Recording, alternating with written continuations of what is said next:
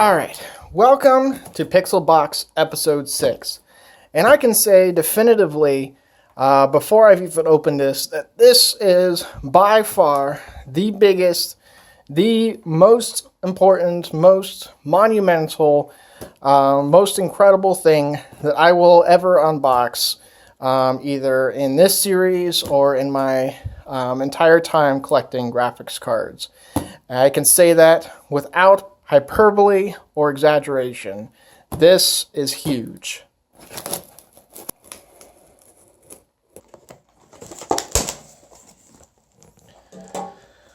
Oh God, okay, here we go.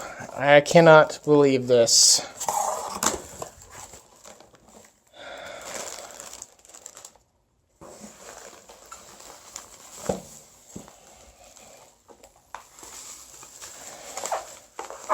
The anticipation is killing me.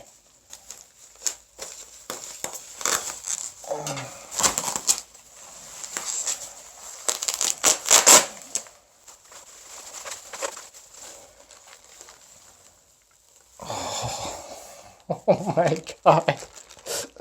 Oh, no way.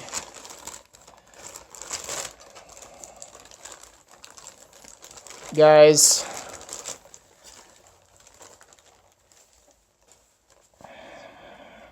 this is amazing.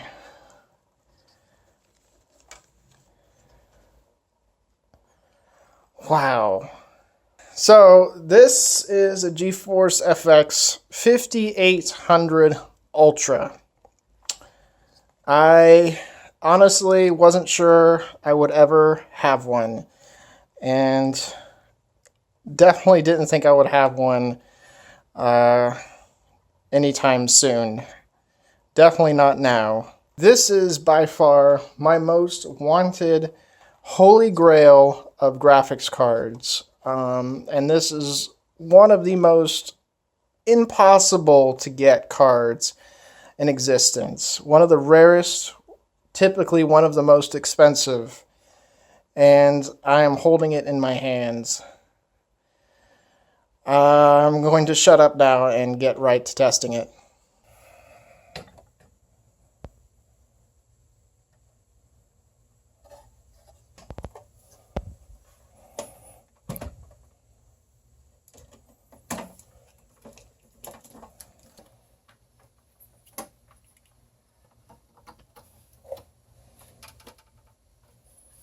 Alright, the FX 5800 Ultra is installed in my retro system, and it's now time to see if this card works.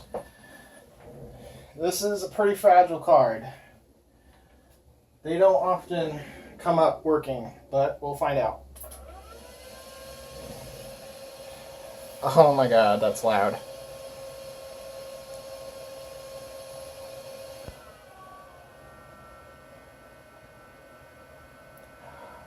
Oh, post is good.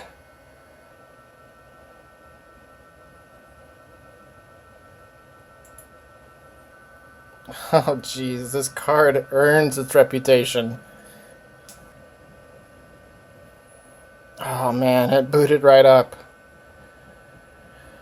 Oh, could this actually be working? The fan is at max all of a sudden for some reason.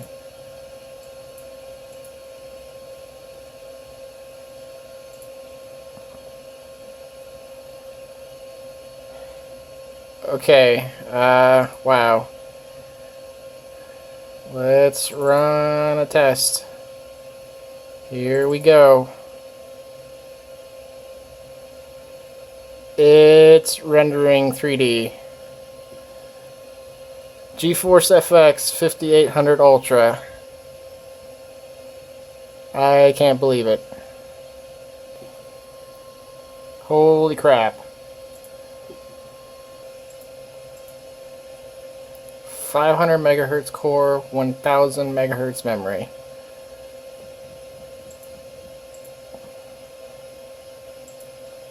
I can configure the fan.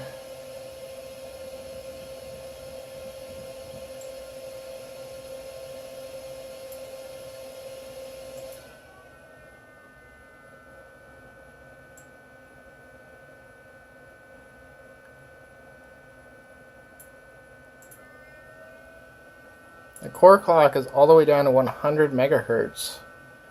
600 megahertz on the memory, so the memory is almost in half, and the core is down to 1/5, and it actually has core temperature reading off of the GPU, which is oh.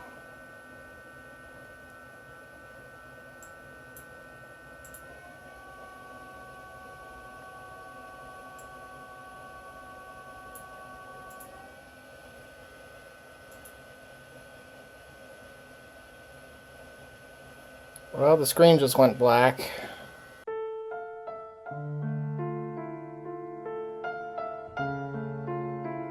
Alright, so yeah, as you can see, it stopped working. The screen went black, and that's because it pretty much died right then as I had just installed the drivers and was just about to run benchmarks and stuff on it.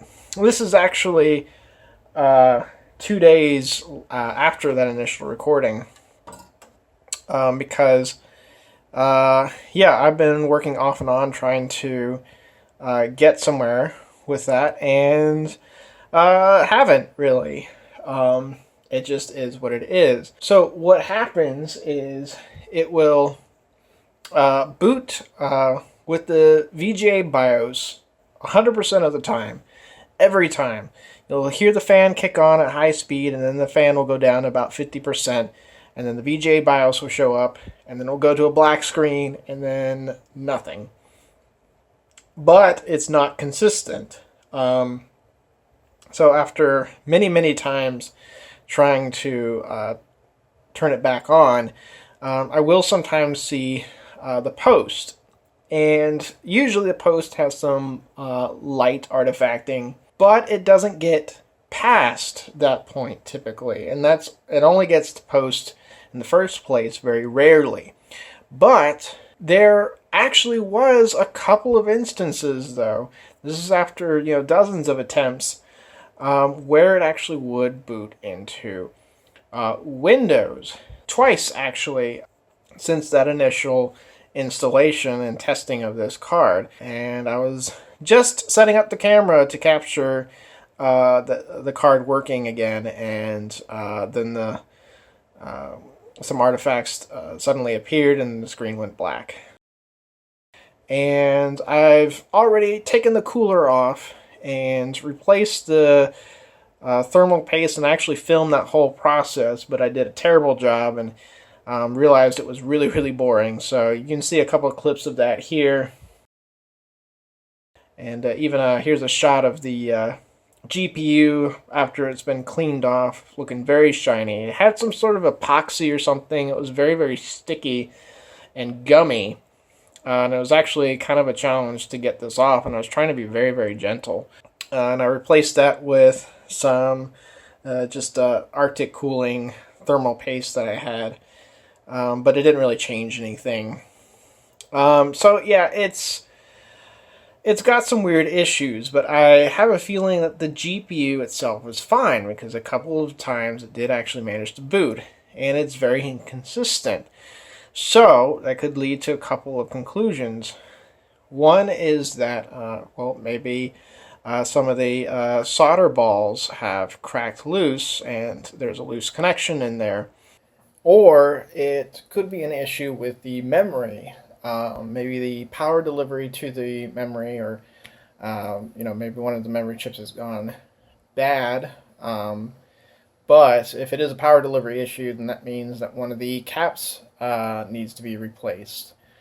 That would be very, very difficult to test, because typically you have to remove the caps in order to diagnose if they work or not. But there may be some other ways to do that. Either way, I can't really do anything with it until I get a proper rework station. So any attempts to repair it are going to have to wait until then. But this is still, this is still a great item to add to the collection. You're going to see it make some appearances in some videos. But until I get it working, that's all it's going to do. It's just going to be for looking at and not much else. Alright, and next we have another package, this time from China.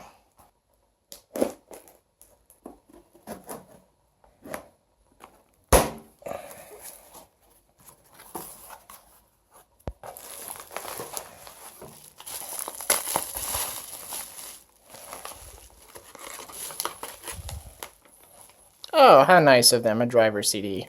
Yeah, this is just a PCI GeForce FX 5500. Yeah, a lot of FX cards in this episode of PixelBOX. This is just a common Chinese card that you can find on eBay quite readily. In fact, this is probably the easiest PCI graphics card that you can find. Certainly brand new, and it does have DirectX 9 compatibility, so you guys out there that have retro systems without an AGP slot, this is typically what you would go with. I mean, this is only $20-something US.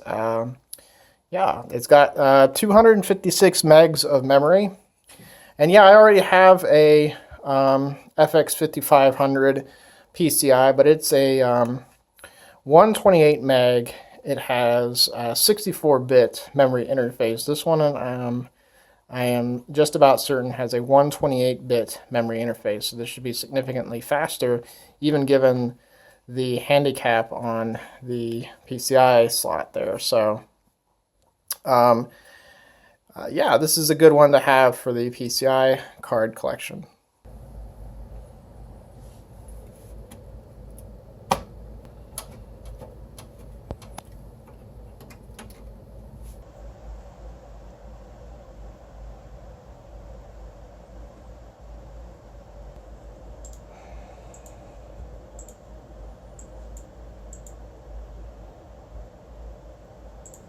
Alright, so as you can see, it is up and running with the drivers, and the bus width does say 128-bit. So, very good. I'm going to go ahead and just run 3D Mark 2001 real quick so I can get an idea. Actually, first I'll check the clock speeds. It's 250 megahertz core and 265 on the memory. The core should be 270 if it's a true 5500. This is running more like a 5200. I guess I'm just going to run it without touching that.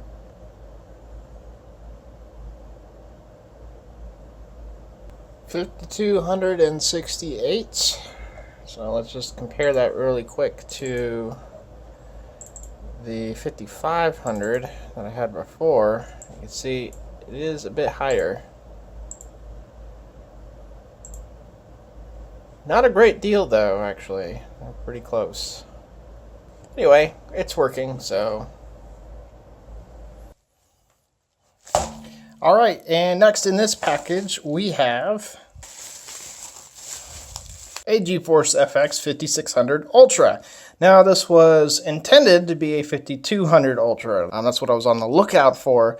However, I saw this and it was cheap and it was listed as a 5200, so I hastily hit the buy button and then looked at the pictures closely, which is the wrong order to do things. And yeah, on the back here, it actually says 5600U.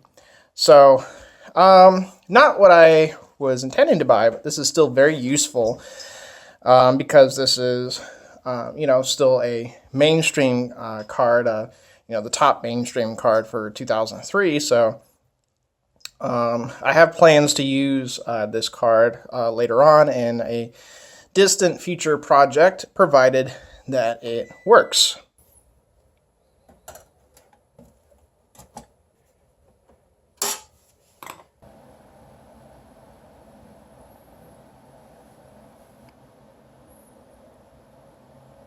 Oh, right, I have to plug in a MacLeod connector. I'm actually surprised it posted it all without that. not my brightest moment. Alright, well, needless to say, with the power connected, drivers loaded up just fine. No irritating noise or anything. Let's just quickly run something 3D and test out the graphics chip. And looks good. Seems to be running just fine. Awesome. And so let's move on. Alright, and time for the next package.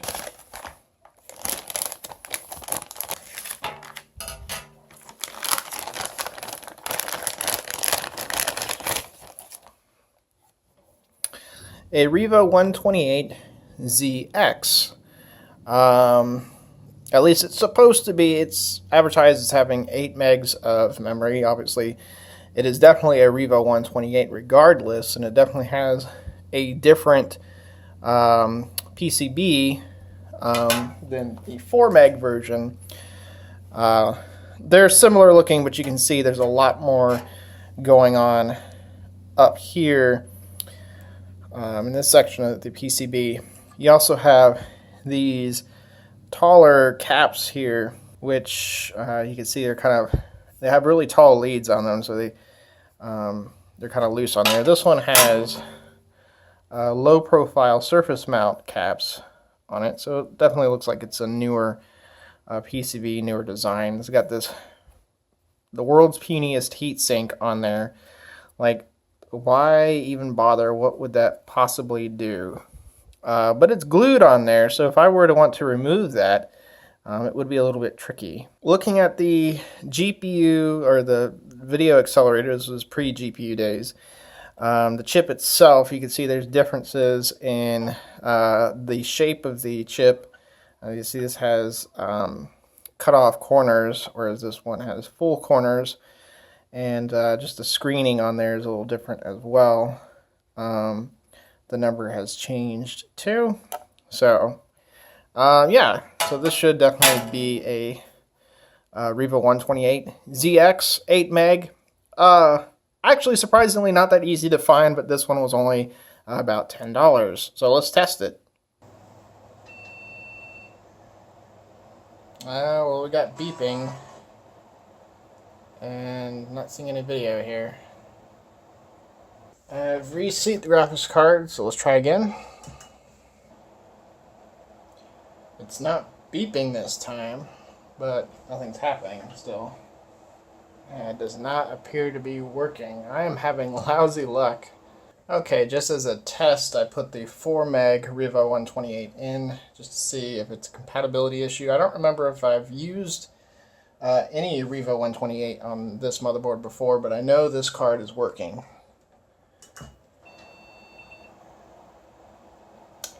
Yeah, it appears to be some sort of compatibility issue. So it might be working, but I would have to swap out the motherboard, and I'm not about to do that. So we'll just have to wait until I can revamp my Windows 98 system. So, well, I guess that'll do it for this episode of PixelBOX. Yeah, it's amazing to have the FX 5800 Ultra. It would be great if it were working. It's a pretty big bummer that it's not, but they do tend to break down and go bad quite often. So it's very hard to find a working 5800 Ultra, and we don't conclusively know if this works, but I kind of have a feeling it does. It's just I don't have the right motherboard in my 98 system to test it. So that'll have to wait until later. I'm just going to do that on my own. It's not really that exciting. And so yeah, until next time, thank you very much for watching. I'm Nathan, and this has been Pixel Pipes.